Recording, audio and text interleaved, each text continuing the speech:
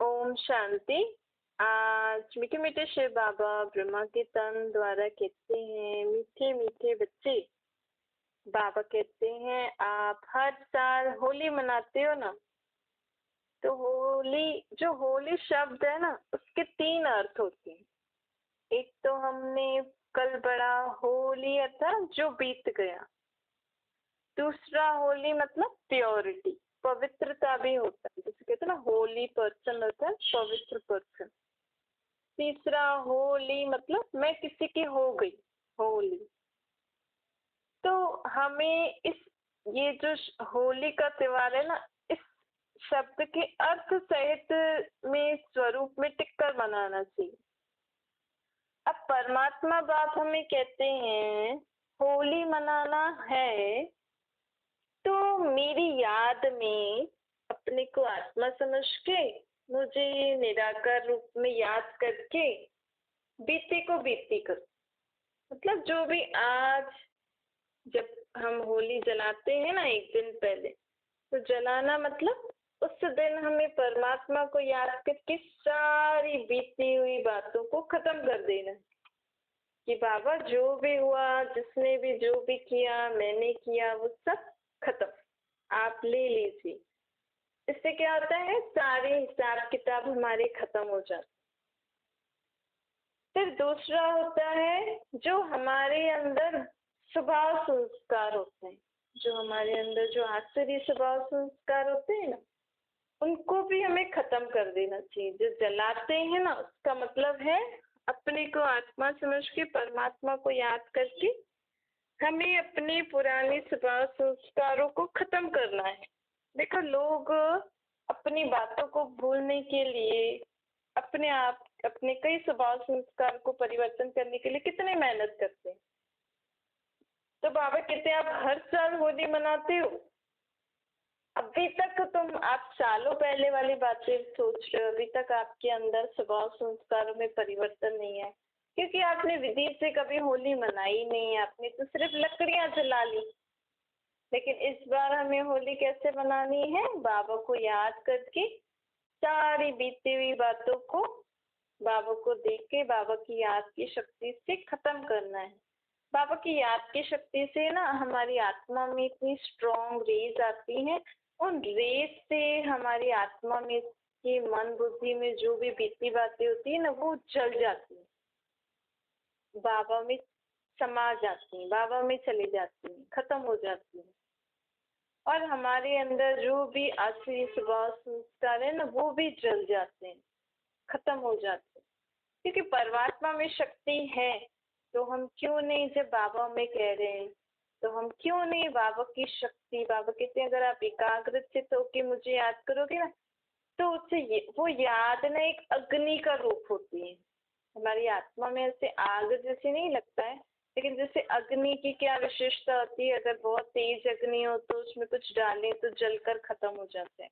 ऐसे एकदम एकाग्रचित होती, हमें और कुछ याद नहीं हो, सिर्फ मैं आत्मा और बाबा।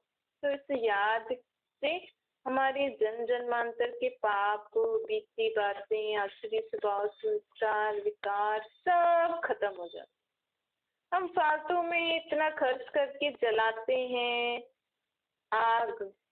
आग जलाना मतलब परमात्मा की एकाग्रता होकर उनको याद रूपी अग्नि में सब जलाना।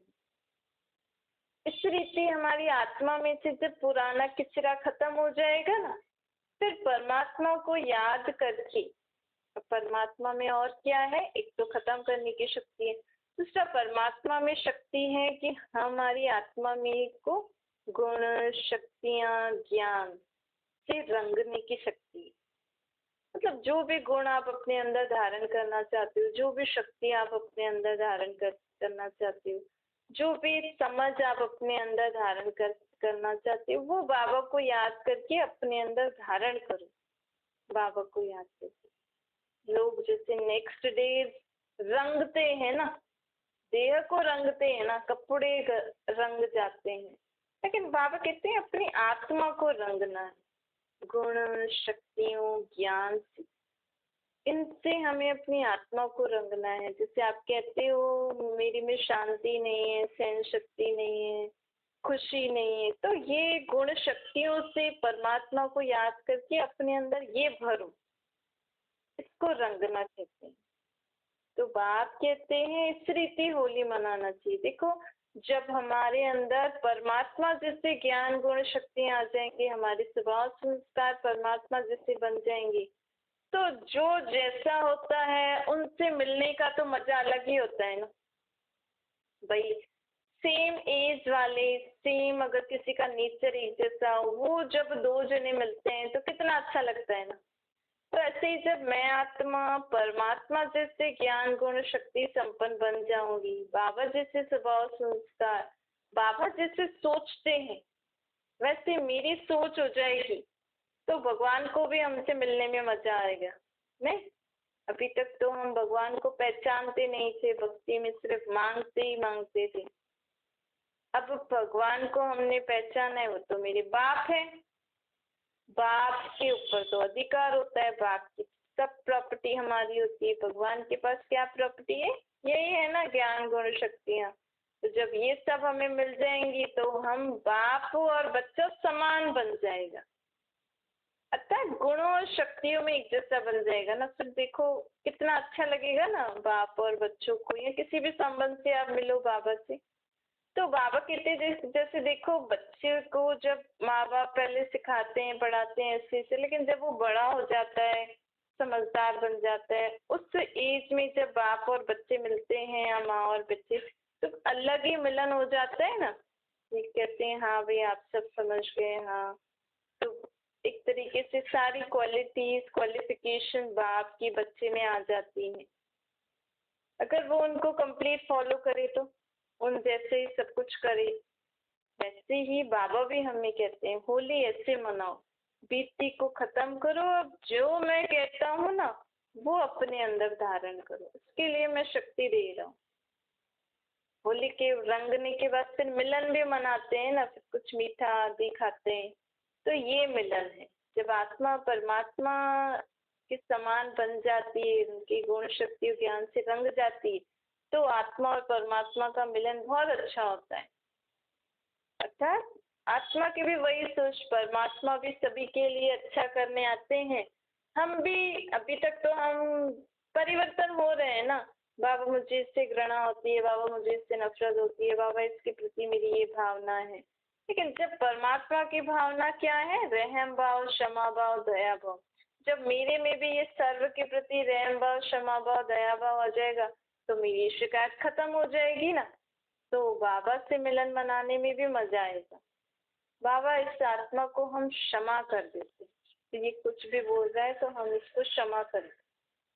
नहीं, आज तक तो लोग शिकायत करते थे ना, देखो भगवान से भी शिकायत करते हैं ना, इसने मुझे ऐसा बोला ऐसा बोला। लेकिन जब हम बाप समान बन जाएंगे ना, बाप के गुण शक्ति ज्ञान से रंग जाएंगे, तो हमारा बाबा, हम भगवान से क्या बोलेंगे? परमात्मा बाप से, बाबा इस आत्मा को भी क्षमा कर देते हैं, इसको भी अच्छे गुण शक्तियों का दान देते हैं, ये भी समझदार बन जाए। वो सामने हमें गालियां दे रहा है, लेकिन हमारे मन में ये फीलिंग है कि तेज हम प्राप्त कर सकते हैं, इम्पॉसिबल नहीं है।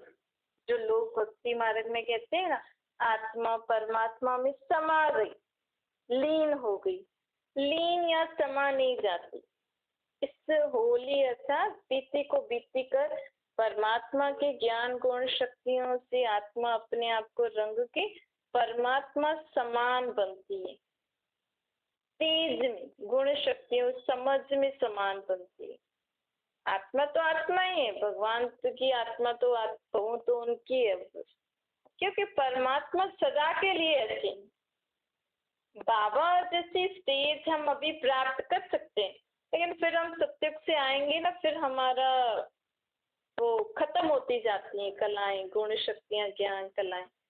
लेकिन अभी हम वो स्टेज प्राप्त कर सकते हैं परमात्मा को याद करके, बाबा के भगवान के इक्वल। मतलब जैसी उनकी सोच सर्व के प्रति है ना, वैसी सोच हम धारण कर सकते हैं। हमें कोई 10 गाली देगा ना, लेकिन हमारी सोच रहेगी कि इसके ऊपर रहम करो, क्षमा करो इसको। इतनी प्राप्ति हमें बाबा दे रहे हैं फ्री में। बाबा कुछ मेहनत भी नहीं कर रहे, पैसे भी नहीं ले रहे। भक्ति में तो कितना लोग जप तप करते हैं, तीर्थों पे जाते हैं, तो उसमें खर्चा भी तो होता है ना। आज कोई पूजा कराओ तो उसमें कितना खर्चा होता है। भगवान के नाम पे ये दो आपकी मनोकामना पूरी हो जाएंगे, तो धन खर्च होता था ना। हालांकि भगवान तो कभी हमसे पैसे नहीं मांगेंगे ना। आप जब भक्ति में करते हैं ना, भगवान मैं आपके इतने रुपए का प्रसाद चढ़ाऊंगा, आप मेरा ये काम कर देना। बाबा कहते मैं तो तुम्हारा बाप हूं ना, मैं पैसा नहीं लेता हूँ, मैं तो सिर्फ तुम्हें विधि बताने आया हूँ, तो तुम्हारी सब मनोकामना सब तुम्हारा पूरा हो जाएगा, तुम मेरे समान बन सकते हो।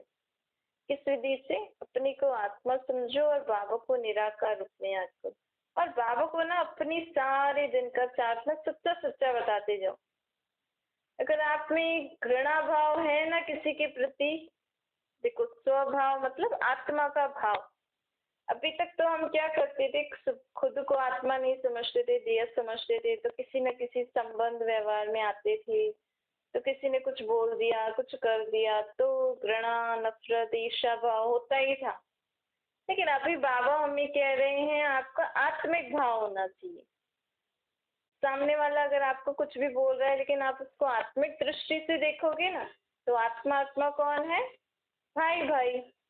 आपको तो पता है मेरा बाप परमात्मा, इसका बाप भी परमात्मा, लेकिन उनको नहीं पता है, तो उस समय हमें क्या आएगा? उनके ऊपर दया आएगी, रहम आएगा ना, क्षमा भाव आएगा ना। अरे ये तो मेरा भाई है, ये अभी विकारों बुराइयों के वश है, ये अपने बाप को भी नहीं जानता, खुद को भी नहीं जानता, तो मैं क्यों इसके लिए बुरा सोचूं, नफरत करूं, घृणा करूं।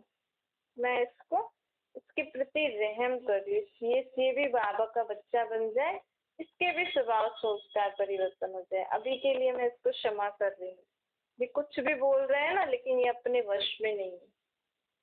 ये फीलिंग हम जब ये अभी पाठ पक्का करेंगे ना, ये एकांत में बैठ के ये रिवाइज करेंगे कि हाँ हम सब आत्माएं हैं, और आपके साथ किसी ने गलत किया, आप उसको भी आत्मिक रूप में देखो।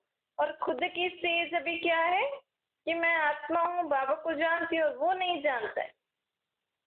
असल में वो भी आत्मा शुद्ध है, वो भी परम धाम की रहने वाली, वो भी बाबा का बच्चा है, लेकिन वो अभी किसके वश है? विकारों और बुराइयों की। और जब हमारा कोई देहिक भाई बहन अगर कोई ऐसी बुराइयों के वश होता है, तो ऑटोमेटिकली भाई बहन को रहम आता है ना। अरे मेरा भाई कैसे गलत काम में फंस गया, देखो वो परवश है ना, इसीलिए हमें ऐसे बोल रहा है, नहीं तो वो बहुत अच्छा है, आती है ना फीलिंग। तो यही हमारा असल में विश्व की सर्व आत्माएं अच्छी हैं, लेकिन इस समय सभी विकारों बुराइयों की वश होकर ना ऐसी हो गई। तो जब हमारा सर्व के प्रति आत्मिक भाव आएगा ना, तो ऑटोमेटिकली हमें सर्व के प्रति क्या आएगा? रहम, क्षमा, दया भाव उत्पन्न होगा, ऑटोमेटिकली उत्पन्न होगा। जब ये समझ अंदर आ जाएगी, फिर हमें किसी पे रहम करने के लिए से अंदर से फीलिंग नहीं, ऑटोमेटिकली आएगी।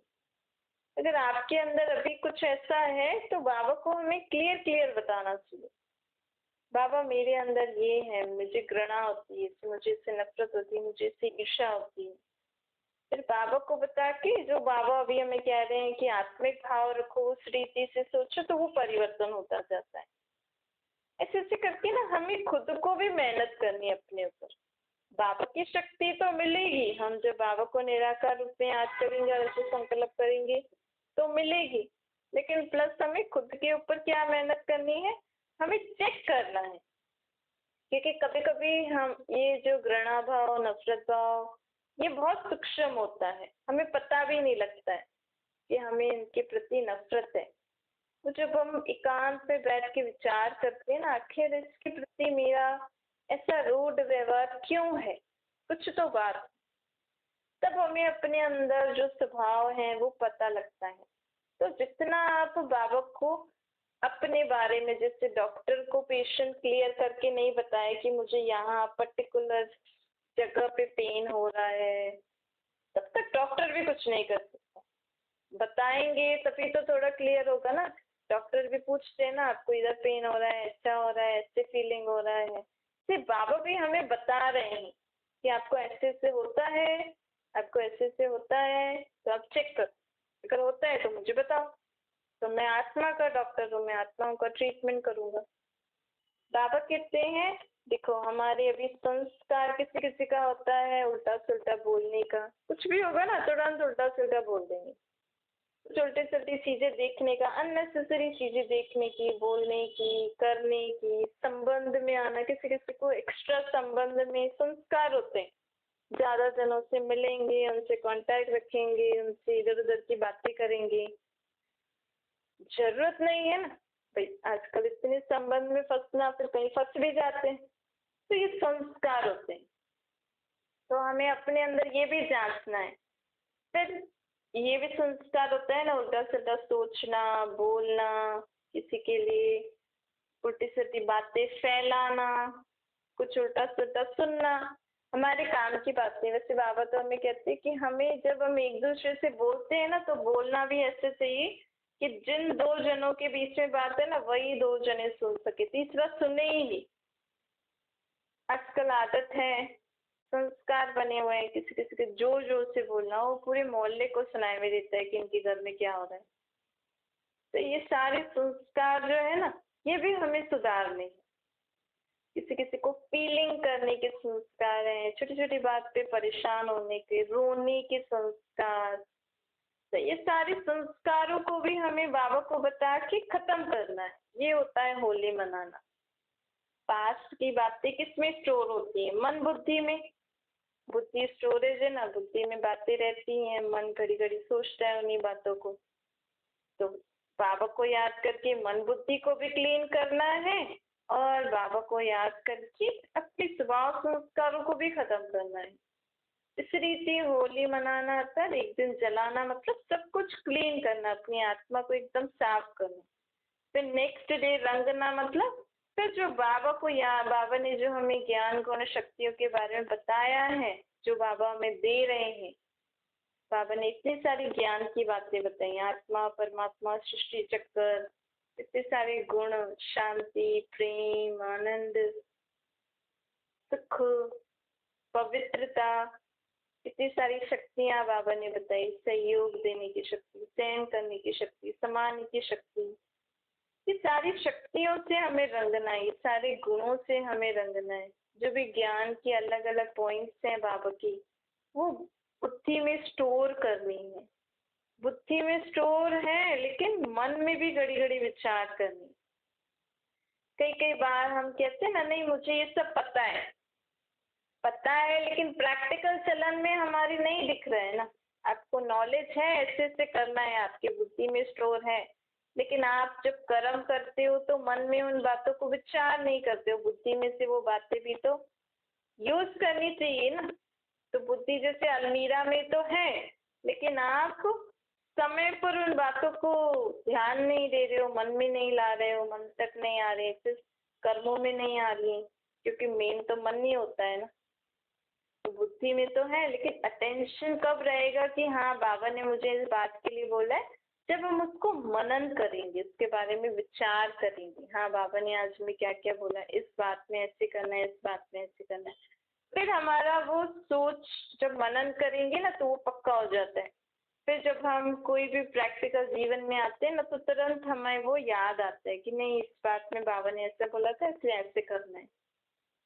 तो ऐसे ही हमें होली मनानी चाहिए, तभी हम असली होली मना सकते हैं। बाबा कहते हैं हर 5000 साल में एक बार मैं तुम्हारे साथ होली ऐसे खेलता हूँ। बाबा हमारे साथ, आत्माओं के साथ परमात्मा होली खेलने आए हैं, प्रीति को जलाने आए हैं, ज्ञान गुण शक्ति से रंगने आए हैं। तो जो आत्माएं अच्छे से बाबा जैसे ज्ञान गुण शक्तियों से रंग जाएंगी, फिर उनका मिलन तो अच्छा ही होता है ना।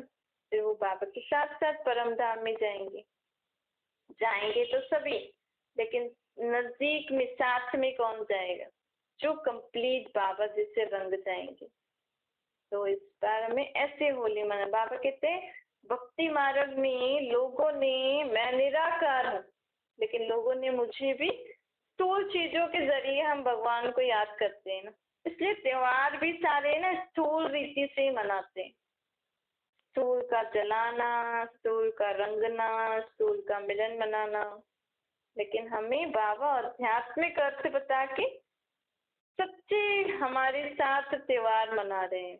सच्ची दिवाली, सच्ची होली, सच्ची शिवरात्रि, सच्ची राखी, ऐसे बाबा हर एक के बारे में हमें अर्थ बता के अभी सच्ची सच्ची रीति से हम आत्माओं को रंगने आए। और ये हर 5000 साल में एक बार बाबा आते हैं ऐसे रंगने। लेकिन भक्ति मार्ग में भगवान का यथार्थ परिचय न होने के कारण, त्योहारों का रहस्य न पता होने के कारण लोग ऐसे मनाते हैं। जैसे हमें पता लगा, हमें भी तो बाबा ने बताया ना, बाबा ने ब्रह्मा तन में आकर औरों को जैसे धीरे धीरे बताया, हमें अब पता लगा तो फिर औरों को भी एटलीस्ट बताएं तो सही ये होली कैसे मनानी चाहिए। देखो कितना time waste, energy waste, money waste होता है।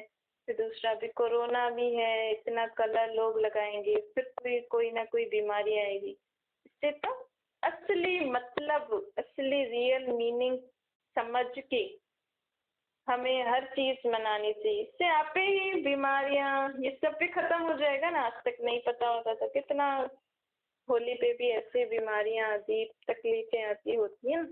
तो अब हमें इस रीति से सब कुछ करना है। आध्यात्मिक अर्थ समझो हर एक चीज का। बस बड़े ऐसे करते थे, फलाने ऐसे कर रहे हैं, फलाने ऐसे कर रहे हैं, हमें भी ऐसे करना चाहिए, नहीं। अब बाबा हमारी बुद्धि का ताला खोलने आए।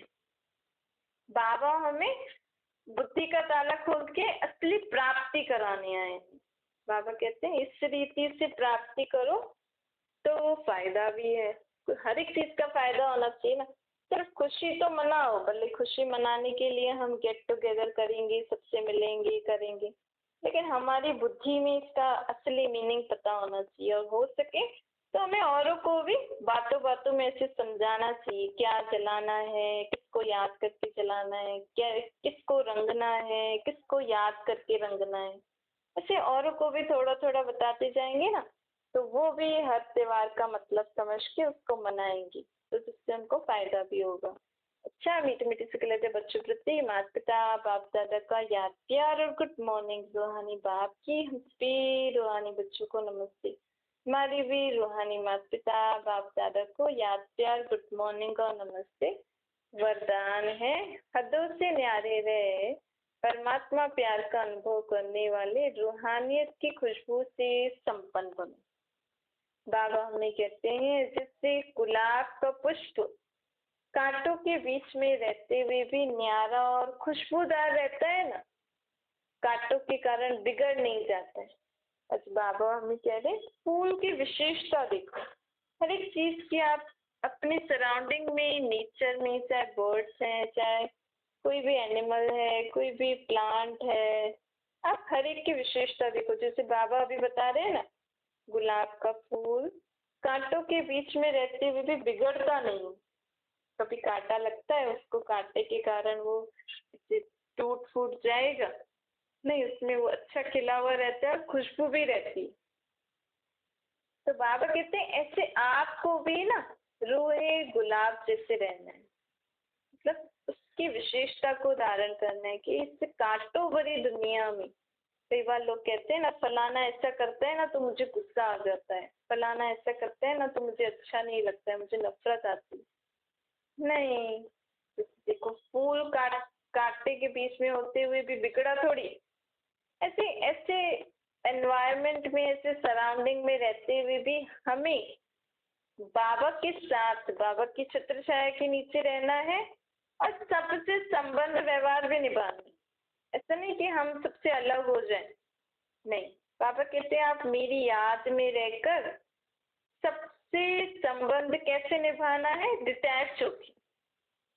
मेरा घर, मेरा ऑफिस, मेरे संबंधी, मेरे बच्चे नहीं, मेरी देह नहीं, ये देह भी बाबा की, देह का घर, ये बाबा का घर, बाबा के बच्चे, बाबा का ऑफिस, बाबा का काम। ठीक है, आप रोज सुबह को ऐसे सोचो, ये बाबा की देह है, बाबा का घर है, बाबा के बच्चे हैं, आप जो कहीं कुछ काम करते हो तो वो बाबा का ऑफिस है। तब बाबा को देखकर फिर बाबा के साथ आप कर्म क्षेत्र पे आना। फिर आप क्योंकि डिटैच रहोगे ना, सब कुछ बाबा के और बाबा के साथ हो आप, तो आप हदों से मतलब सारी जो मेरे मेरे है ना वो हमने बाबा को दे दिया और बाबा के संग है, तो कोई कुछ करेगा भी ना गलत, तो आप किसको बोलोगे? बाबा को बोलोगे। बाबा देखो आपका बच्चा ऐसा कर रहा है, मेरा बच्चा ऐसा कर रहा है ना, तो फटाफट क्रोध आ जाता है, उसको सुधारने के लिए शिक्षा देनी पड़ती। पर ये बाबा का बच्चा ऐसा कर रहा है तो बाबा हमें कैसे सुधारते हैं? शुभ भावना शुभकामना से। बाबा हमारे लिए अच्छी सोच रखते हैं ना।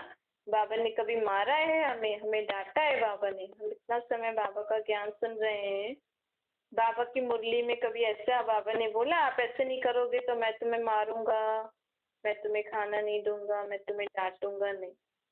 बाबा कितना पेशेंटली हमारे लिए अच्छा सोच के कड़ी कड़ी शिक्षाएं देकर बाबा हमें शक्तियां भरते रहते, नहीं मेरे बच्चे सुधर जाएंगे सुधर जाएंगे सुधर जाएंगे। ऐसे ही हमें भी औरों के प्रति सब कुछ बाबा का है, बाबा को देते जाओ आप। फिर आप देखो इस दुनिया में जैसे तो रहते हुए संबंध व्यवहार में आते हुए भी न्यारे रहोगे और उन कांटों से परे, उनमें अगर कोई बुरे स्वभाव संस्कार होंगे ना वो आपको टच भी नहीं कर पाएंगे, क्योंकि आप बाबा की छत्र छाया में रहोगे। तो बाबा कहते हैं ऐसे आप अपनी रूहानियत की खुशबू से संपन्न बनते जाओगे। ऐसी खुशबूदार आत्माएं हैं ना, फिर सब लोग को प्यारे भी लगते हैं। कई कई पेरेंट्स होते हैं ना जो कहते हैं ना देखो इनके बच्चे कितने परेशान कर रहे हैं, लेकिन इनके पेरेंट्स में क्रोध नहीं है, ये कितना प्यार से अपने बच्चों को संभाल रहे हैं। तो लग ही जाते हैं ना, कभी कभी ऐसा कहीं कहीं हम देखते हैं। तो ऐसी आत्माएं ना परमात्मा प्यार के पात्र बन जाती है, क्योंकि परमात्मा के बच्चे समझ के पालते हैं ना, तो ऑटोमेटिकली परमात्मा की मदद भी मिलती है और वो न्यारे रहकर सर्व के प्यारे भी बन जाते हैं। स्लोगन है अव्यक्त स्थिति का अनुभव करने के लिए व्यक्त भाव भावनाओं से परे रहो। अव्यक्त मतलब इससे दुनिया, जैसे ये दुनिया चल रही है ना अभी, जैसे ये दुनिया में रहने वालों की भाषा है, दृष्टि है, जो कुछ भी रहन सहन है, इससे परे। मतलब हम इसी दुनिया में रह रहे हैं, लेकिन हमारा रहन सहन बोलना करना कैसा होना चाहिए? जैसा अभी बाबा हमें सिखा रहे हैं। अगर हम इसी दुनिया में रहते हुए परमात्मा के श्रीमत को पालन करते हुए चलेंगे ना, तो हमारी स्थिति कैसे बन जाएगी? अव्यक्त, इस दुनिया से परे, क्योंकि परमात्मा इस दुनिया से परे रहता है ना, तो वैसी हमारी स्थिति बन जाएगी। तो उसके लिए हमें क्या करना पड़ेगा? व्यक्त भाव। इस दुनिया में रहने वाले लोगों के भाव क्या हैं एक दूसरे के प्रति? घृणा भाव, नफरत भाव, ईर्ष्या भाव, अच्छे भी हैं, कई कई वहम भी करते हैं, क्षमा भी करते हैं, लेकिन हमें अपना भाव सर्व के प्रति क्या रखना है? आत्मिक भाव। हमें देह का भाव नहीं रखना है, ये फलाना मेरी माया, बाहर से बोलो भले, लेकिन अंदर में, ये बाबा हमें अंदर के लिए बोल रहे हैं, मन में क्या रखना है कि हमारे घर में जितने भी लोग रह रहे हैं ये सब आत्माएं हैं, मेरा इनके प्रति आत्मात्मा भाव, भाई भाई का भाव रहना चाहिए। अंदर में ऐसा सोच के फिर आप देह दुनिया में आओ, फिर आप आपके चाचा मामा पति पत्नी जो भी है ना उनसे बातें करो, लेकिन अंदर में क्या सोचना है? ये आत्मा मेरा भाई है। और भावना कैसे रखनी है? शुभ भावना शुभकामना। कभी कभी कोई हमारे साथ गलत करता है तो इस दुनिया में रहने वालों के हिसाब से उनकी भावना उनके प्रति अच्छी नहीं रहती ना, इसने मेरे साथ गलत किया ना, इसका भी गलत होगा अभी। लेकिन हमें क्या करना है? ये आत्मा, इसने जो कुछ भी किया है, लेकिन मुझे सदा इसके लिए अच्छा सोचना है, क्योंकि ये मेरा भाई है। ऐसे जब हमारी स्थिति बनती जाएगी ना, तो हमारी स्थिति अव्यक्त बनती जाएगी, इस दुनिया के व्यक्त भाव से परे, परमात्मा जैसी।